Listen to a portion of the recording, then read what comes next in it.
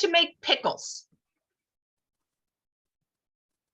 So my strategy for covering this topic was really to sort of give you an understanding of a little bit of the chemistry and biology in pickling.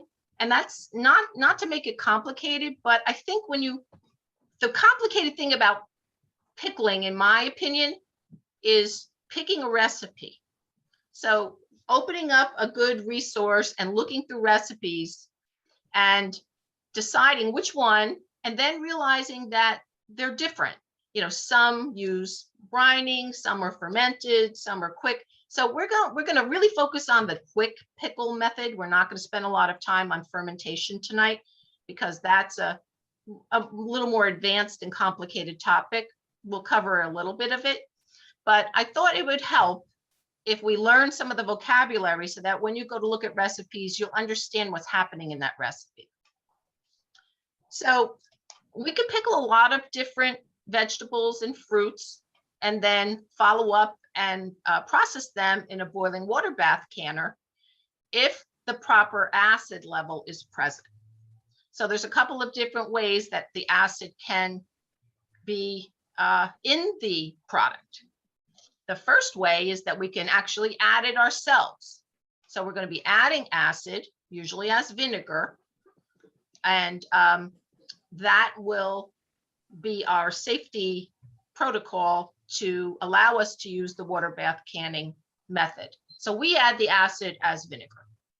And those are usually what we do in the quick pickle method.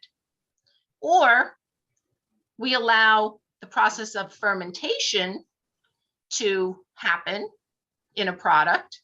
And we'll be, in that process, we'll be creating organic acids. So an example of that would be fermented pickles.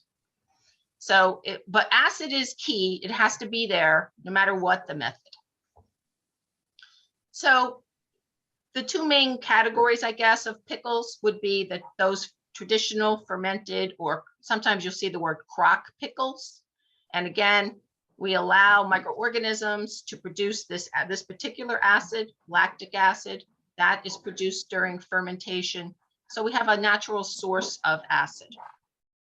And then what we're going to be focusing on tonight, because it's a really good place for beginners to start, are on fresh or quick pickles, where we're going to be adding the vinegar as our source of acid.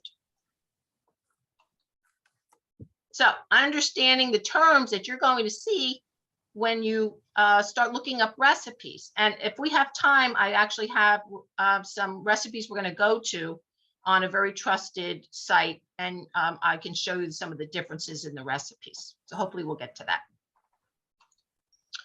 Okay, so you might see this word curing. So when we're curing a product, we're actually using either salt or sugar to draw out the moisture in the product. And that gives us a better texture for the pickled product. So you'll see salt is used in curing in pickling.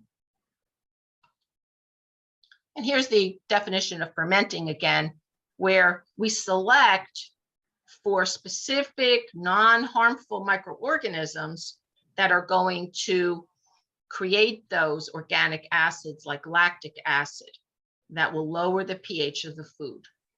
So it's important in fermenting to follow procedures very carefully, because the conditions will determine whether or not we just have those really beneficial, desirable microorganisms, or if we don't ferment properly, we can encourage the growth of harmful microorganisms. So that's why we're going to leave fermenting as a, who knows, maybe as a topic for the future.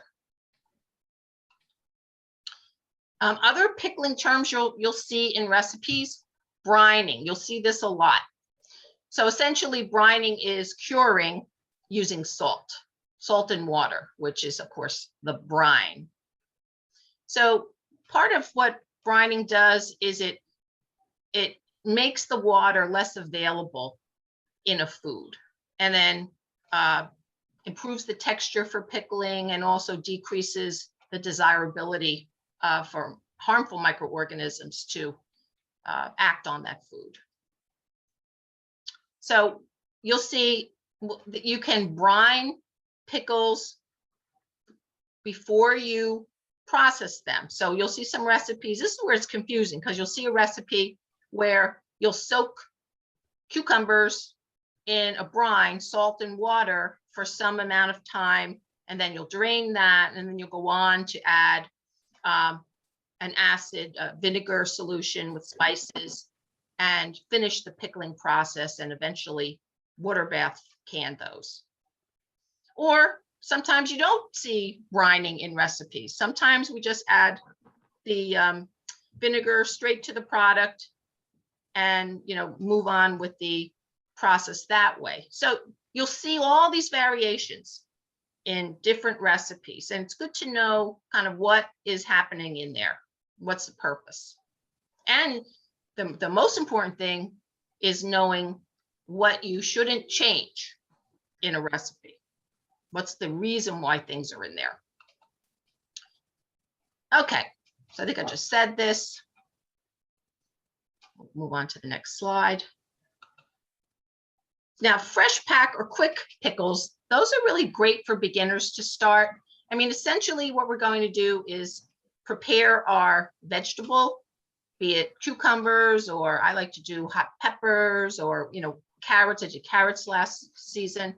And all we're going to do is prepare a vinegar solution with spices and seasonings. We heat that, and then we will pour that over the prepared produce in our jars, and then we can water bath can that. Or if you really want to have what we call refrigerator pickles, you can put them right into the refrigerator and enjoy those for just a couple of weeks.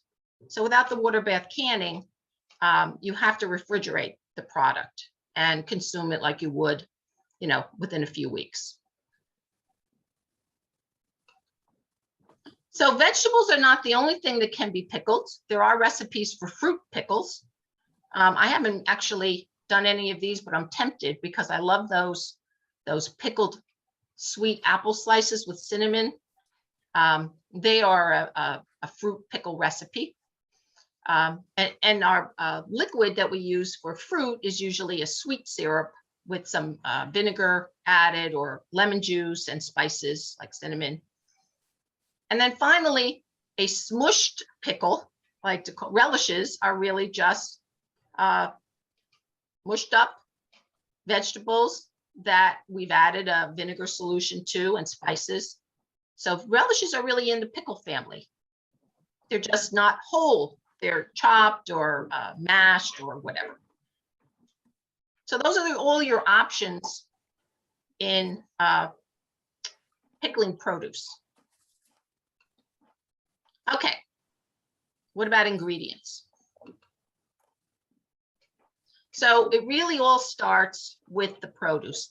I know in every presentation we've done in this series, we've said that you have to start with the absolute best, freshest, you know, pristine produce, because it never gets better when you're done with either water bath canning or freezing or pressure canning. And it really is true for pickling as well.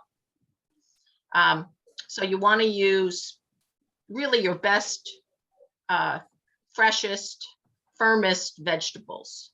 And one of the things we struggle with in pickling is texture changes. And you know, we have some tools we can use there to keep the texture as firm as possible.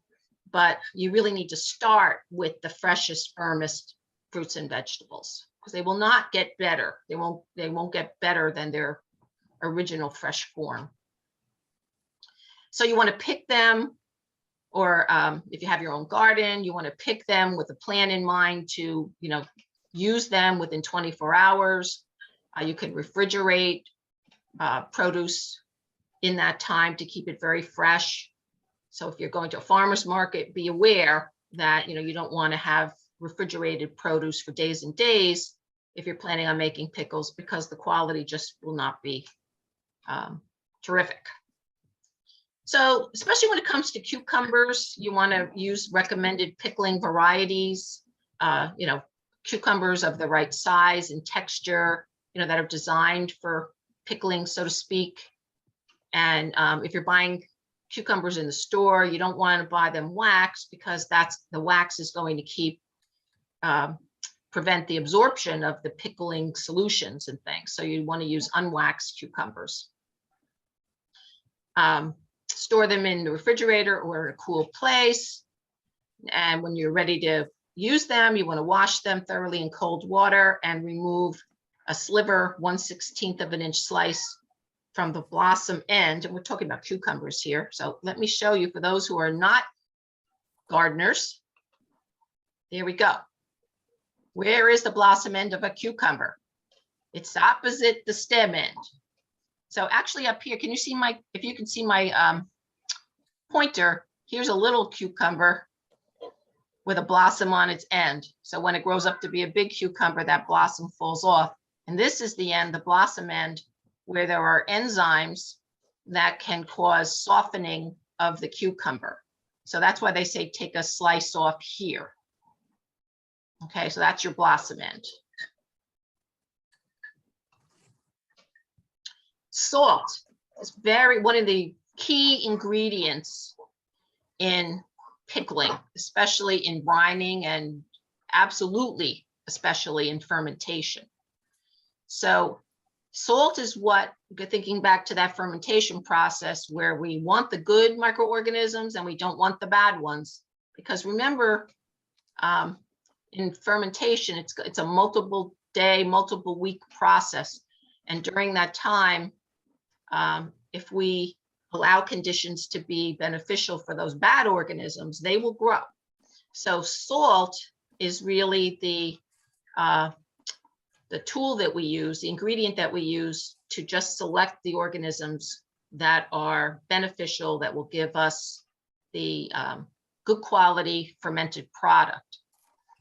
So yeah, even though we won't be looking at fermented pickle recipes tonight, it's very important to follow the recipe, the tested recipe that shows you how much salt should be added to a fermentation brine. And you do not want to change that ratio. That's really important. Well, because what we want is our lactic acid producing bacteria to do their job to create a delicious tasting piece of cucumber or whatever we're fermenting, mostly cucumbers here, and lower that pH and keep those bad microorganisms at bay. So salt, the type of salt you use in pickling does matter. You don't want to use table salt or any salt mixes that have ingredients like anti-caking ingredients that can cause your pickling solution to become cloudy. For example, iodine can cause pickles to darken. So I have here some pickling salt, canning salt. And if you look at the ingredients, it just says salt. So that's what we want. You can also use kosher salt, as long as the ingredients say salt, just salt. So you don't want any table salt with iodine or any other anti-caking agents. And I just keep saying this, follow the exact instructions in a tested recipe for measuring salt. You will see in many of the recipes that you actually weigh it. You use a weight instead of a volume. It's that precise. Okay, so lots of questions about firming agents, mostly when it comes to cucumbers. So how can we create a pickled product that's as crisp as the original cucumber when it was just picked from the vine?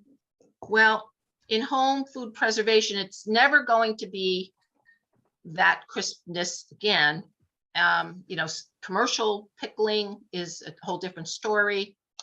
But if you're doing it at home, you have some tools, but it's just never going to be quite the same as the cucumber hanging on the vine. But this is one firming agent that you will find in the recipes, tested recipes that we follow, the National Center for Home Food Preservation. food grade lime or food grade pickling lime, which is calcium hydroxide. And essentially what you do with this is you make a solution following directions in your recipe and soak your pickles for some amount of time. Then carefully rinse repeatedly, soak repeatedly. A recipe will tell you exactly what to do, how many times to rinse and soak and rinse and soak. So you want to get all that lime out of your cucumbers before you move on to the next step. So here you really have to follow a recipe, and you have to be careful to follow the recommended amount. Here we say a max of 1 teaspoon per gallon, which is not very much.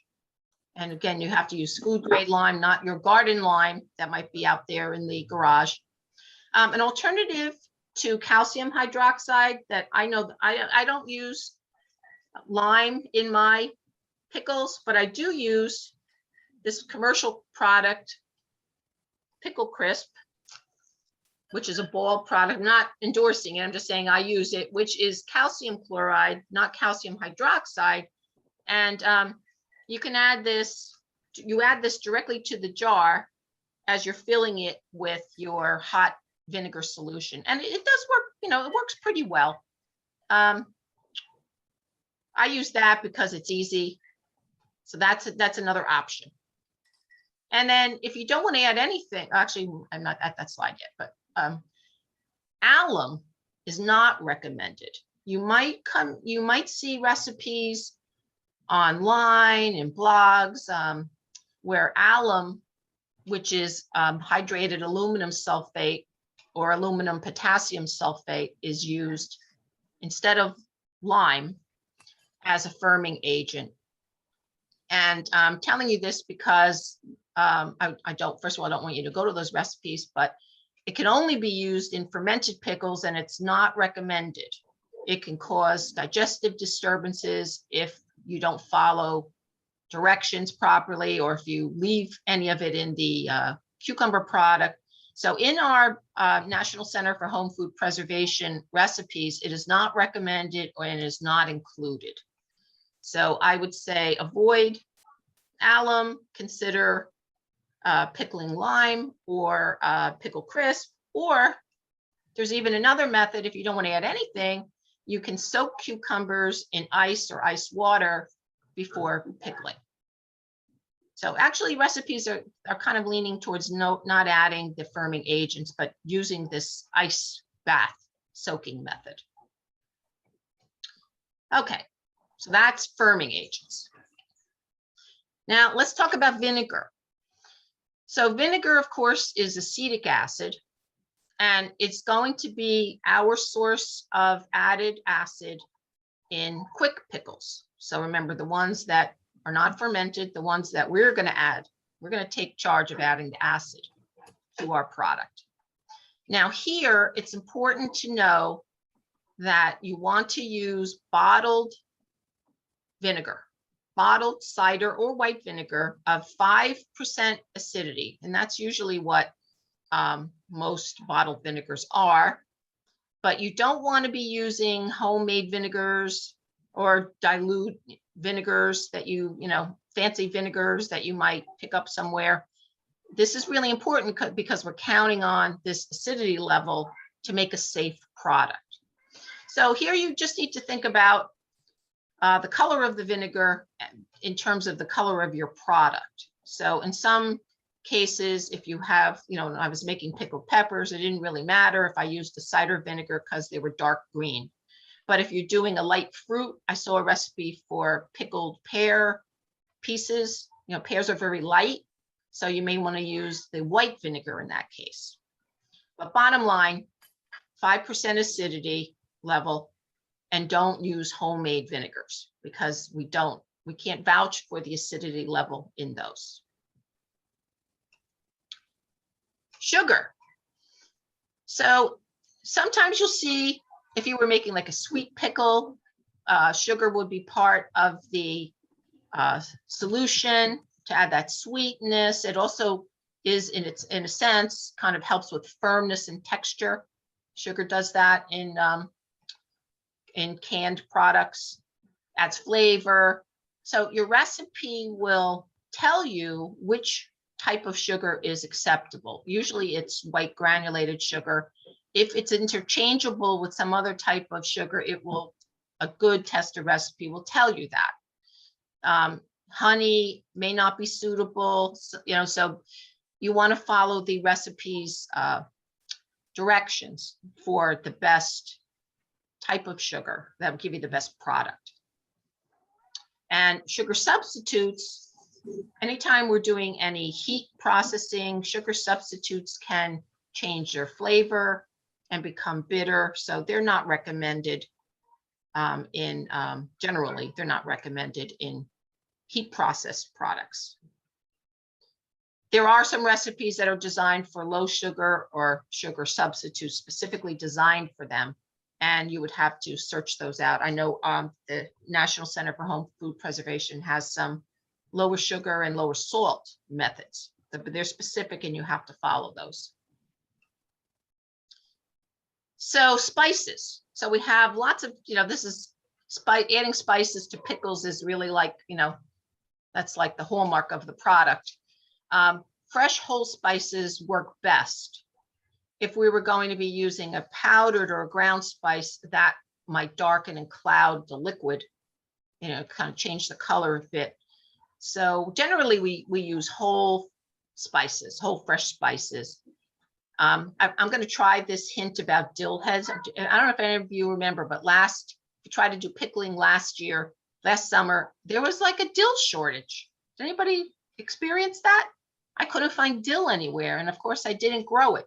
So I'm going to try this. I'm growing dill this year, and I'm going to try this tip of freezing the dill heads so that they're ready by the time the cucumbers are ready. And generally, you can add your whole spices to like a cheesecloth spice bag and put that in your hot liquid when you're heating it up on the stove. And then you can remove that bag. The spices the flavors in the liquid. If you're making, you can also add, a certain amount of whole spices to your jars.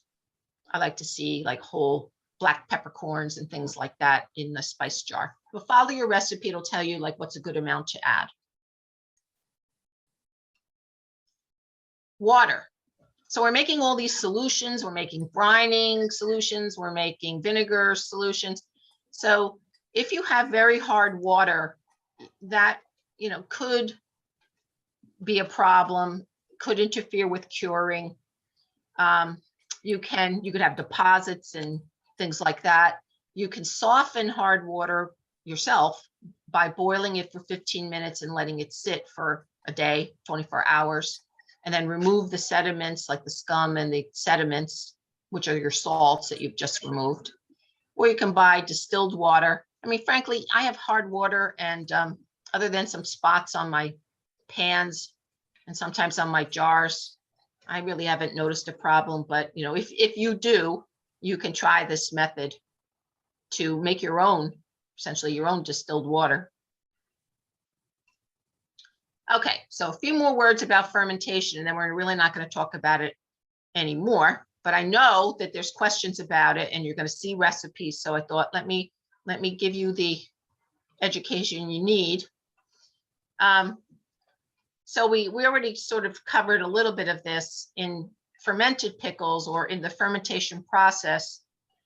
What's happening right before our very eyes is good microorganisms are eating up carbohydrates, usually in the forms of sugars in these fruits and vegetables, and making these wonderful organic acids that are going to flavor our pickled product and give us that acid level that we need. And they're going to release CO2 as a byproduct. And we'll also see changes in the color and the texture of fermented products.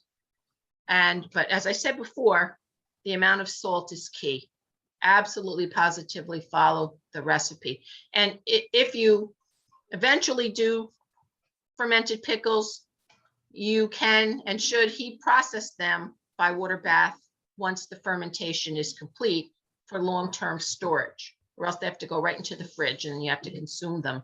So this is really something to think about. If you're doing big batches, you really have to plan to water bath those pickles, because how will you possibly consume them all in the couple of weeks once they go in your fridge? So planning is everything here.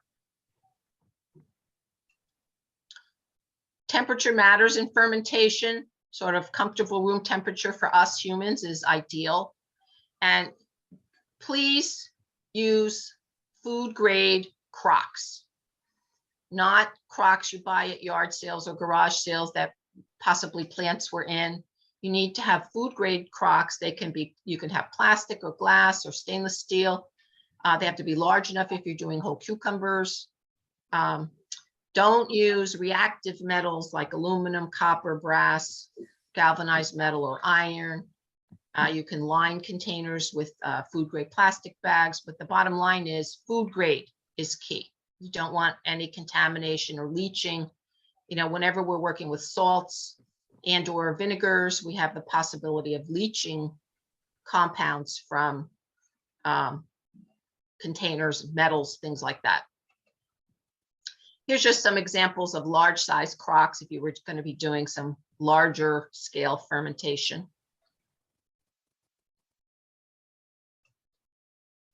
And how do you know when your fermented product is ready? You wait and you taste. And after they're ready to your taste acceptance, you have to water bath process them for storage, like I just said, or immediately move them to the refrigerator. All right, that's all I'm talking about fermentation. So now the rest of the talk, we're going to talk about quick process pickles, which everybody, beginners, can start with right away. Look how gorgeous these are. I did carrots like this last year and they were a huge hit. Okay, so quick process pickles means not waiting around for weeks and weeks for fermentation. So we're adding our own acid, and we're going to use vinegar as our source of acid, and that's going to lower that pH and prevent any harmful microorganisms from growing, and also allows us to use water bath processing. So if you see a recipe that says use 1 cup of water to make a pickling solution, 1 cup of water to 1 cup of vinegar, or 4 cups of vinegar to 1 cup of water, whatever the recipe says, that's what you have to follow. Don't alter the vinegar water ratios. They will be different in different recipes. Lots of times when we were having live 4-H ag fairs and we were judging canned products, one of the things we always had to do as judges was look, unless the recipe was specified to be a tested recipe, was to check all the pickled products that were entered to make sure that they lined up, that their vinegar water ratios aligned with the tested method for that product. So that's really important, because remember, the vinegar is our source of acidity that's allowing us to use a water bath canning method. Now you will see in some cases, if you look at a recipe, you might see the cucumbers or the vegetable could be brined for a short period of time before moving on to adding the vinegar solution. Actually, I have a recipe that I found. Hopefully we can navigate to it. It was like a 12-hour brine, and then drain, and then move on to make a vinegar solution, and then move on with the water bath canning. So this is not fermenting. This is just soaking the product in a salt water solution for a short period of time. It draws out some of that water, makes the texture better, helps with the absorption of the pickling solution, but we are not fermenting. This is merely soaking in a salt water solution for a shorter period of time, and then moving on with the acid addition step, which is our vinegar. Okay, let's see. I think I just said all of that. So when would brining be used? Well, I saw all kinds of recipes that had a short brining period. Here, this slide suggests that you could use brining before before acidification in some of these low sugar type vegetables that you would not want to ferment because they don't have enough carbohydrate content. I saw brining with cucumbers, so it's you'll see it commonly as a pre-step in a lot of recipes, but it's important to know the difference between fermenting and brining. So remember, brining is salt water soaking for a short period of time, and we are adding the acid ourselves after. Final step is to add vinegar.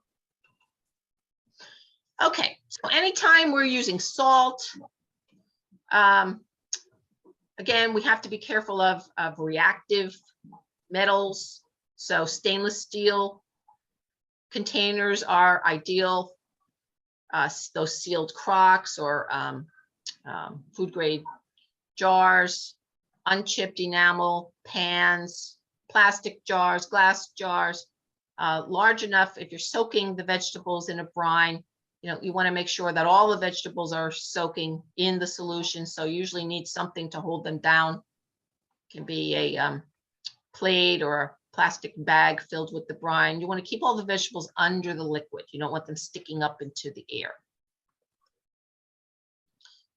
And your pots and pans and things like that, again, you don't want to use reactive metals. So salts and acids are corrosive. So we want non-reactive utensils. That's really the bottom line.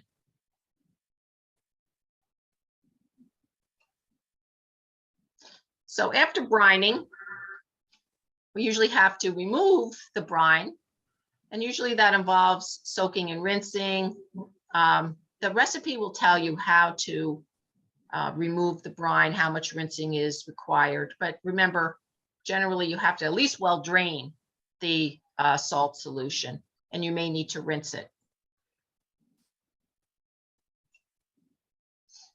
So we've gotten through brining. If we were going to do that as a pre-step, you don't need to do brining for every recipe, but you will find recipes that have it.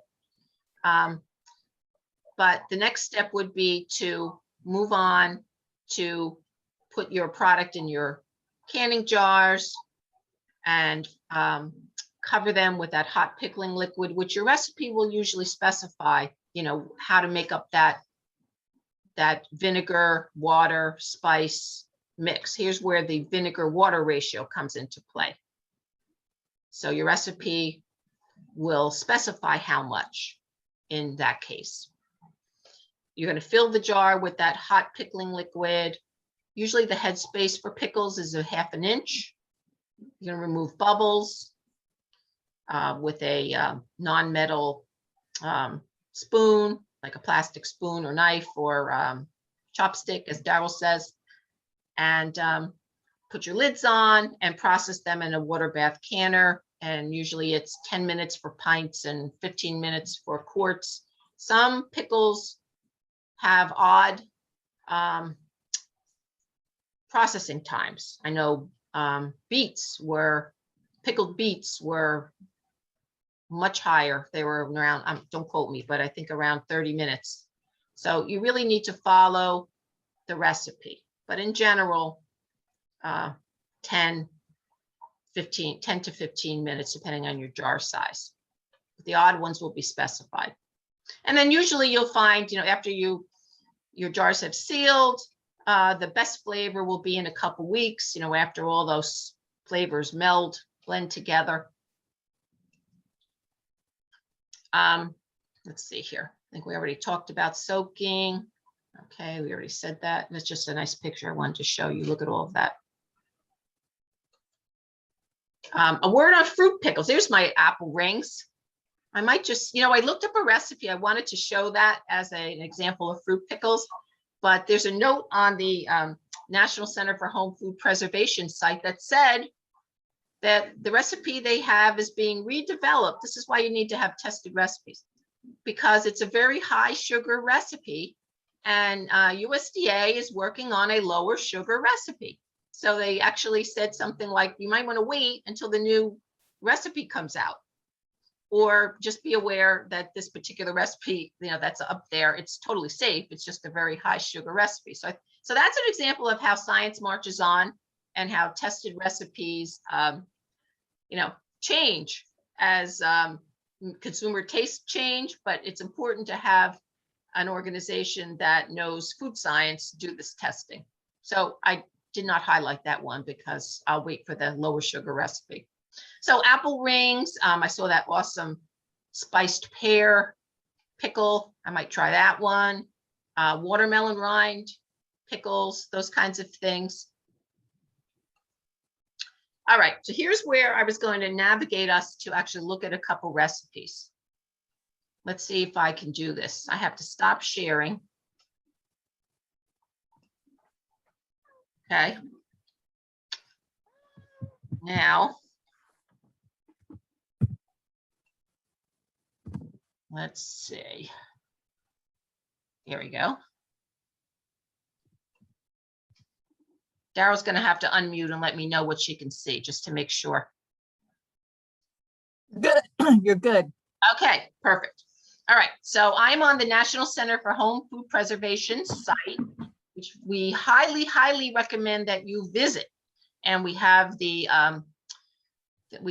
web address in our resources, and I have it on my slides. Let's go to pickle. Oh, actually, I'm here. Let's look at some pickle recipes. So the first one I just wanted to show you was quick fresh pack dill pickles.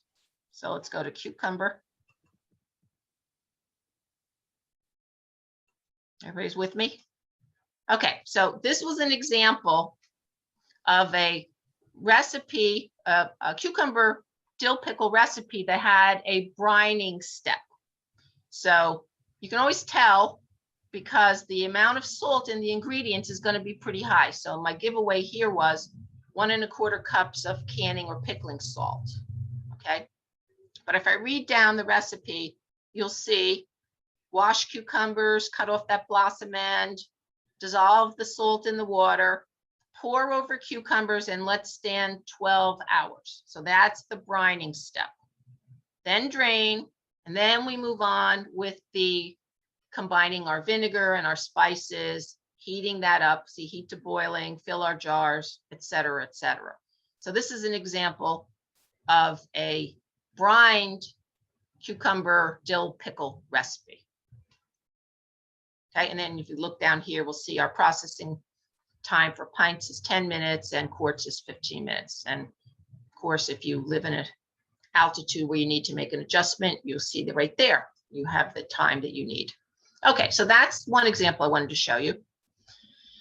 Let's go to the next one. So the next one is just a simple unbrined, not brined, pickled yellow pepper rings. So let me get back to,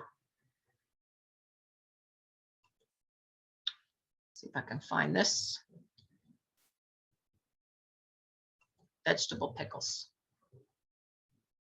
Pickled yellow pepper rings. Here we go. Okay.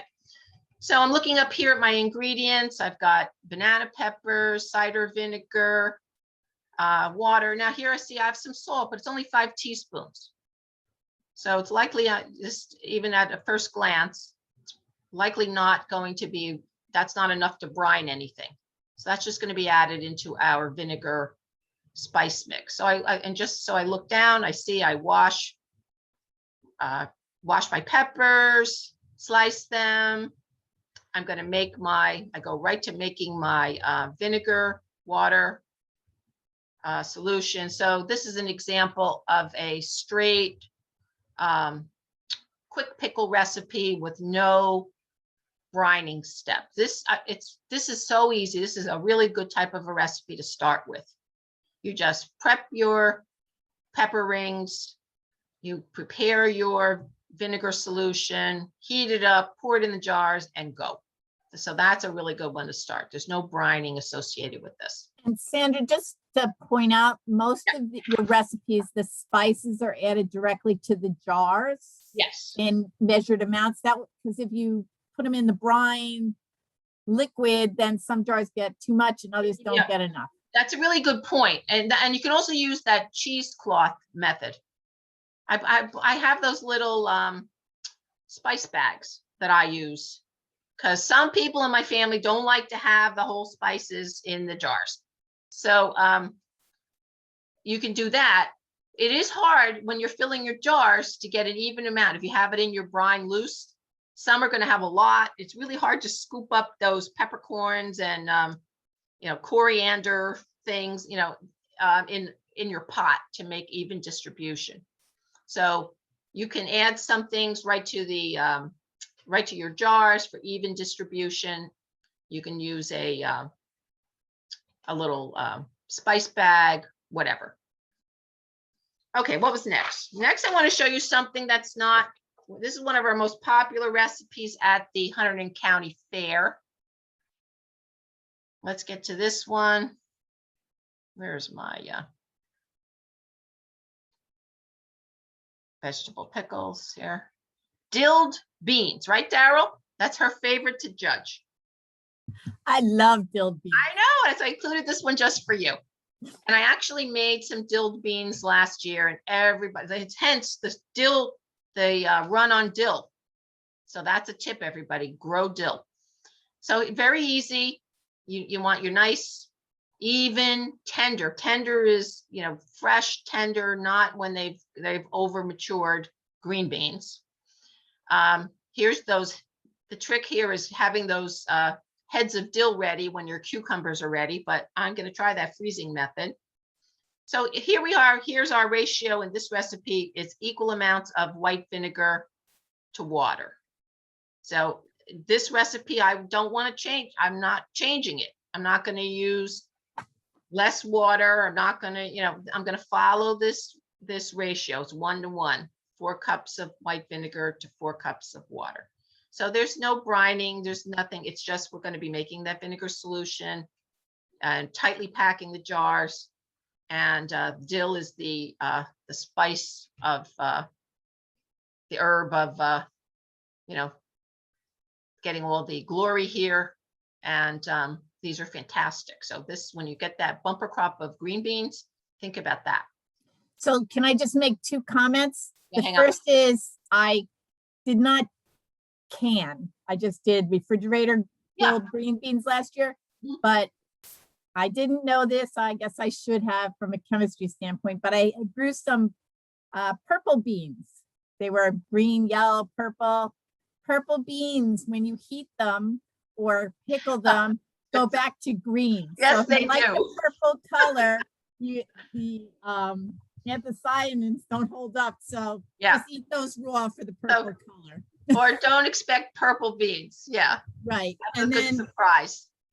I mentioned about garlic because this is in. Oh, yeah. Do you want to go ahead? Tell them. Well, about I actually garlic? had it. I took it out, but it was one of the questions I had at the end about it turns blue. Correct? Yes. Yeah. Is that safe? Yes. That's just a chemical change in the whatever. I don't remember what pigment or what was changing in the garlic. But if you put garlic in, in your pickles, whole garlic cloves, you'll notice after a while they'll change color. They'll get like a blue tinge, and it's safe. That's totally safe. Yeah. Okay, and last but not least, I think I wanted to show was so look at all these options you have, right? So everybody can, definitely find something they like here. Let me find, where did that last one go? Relishes. I'm going to do a trick question in a minute. But so I picked pickled pepper onion relish. This one, just to show you that this is a pickled product. We're just chopping and mashing everything, heating it. And now look, notice here, we have some sugar in this recipe, so it's sweet. There's our vinegar, 6 cups. So a relish is a pickled product. That was really my point. And my my trick question, I'm only bringing this up because I have seen it so many times on the internet. So I'm gonna lay it out here. True or false? Pickled eggs. Is there a safe recipe for canning or pickling eggs? And the answer is no. No matter what you see on blogs, no matter what you see on the internet, the answer is there is not a safe tested recipe. And how did I know that? Because I went right here, and there is no home canning directions for pickled eggs. Remember, you can do anything you want if you store your food in the refrigerator. But if you're talking about storing foods at room temperature, no. That's where you have to make sure you have a tested, safe recipe. And I have seen recently a lot of recipes for canning pickled eggs. So I am bringing that to just your attention, even though it's not a vegetable. I want to keep you all safe. Okay, so now, so that was my show and tell on recipes. But my point is that we have a lovely resource, if you've joined us for any of the other webinars, the So Easy to Preserve recipe book from the University of Georgia, which is the National Center for Home Food Preservation location. That's where a lot of the recipes are published for like consumer access, but they have excellent stuff on their website too. So I encourage you to go to this website and just look around for some great recipes.